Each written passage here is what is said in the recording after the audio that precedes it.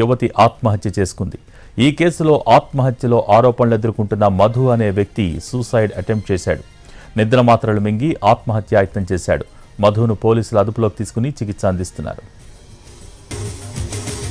ఈ నెల 9న మృతి చెందిన కళ్యాణి మరణానికి ప్రేమ వేధింపులే కారణమని తల్లి పోలీసులకు ఫిర్యాదు చేసింది.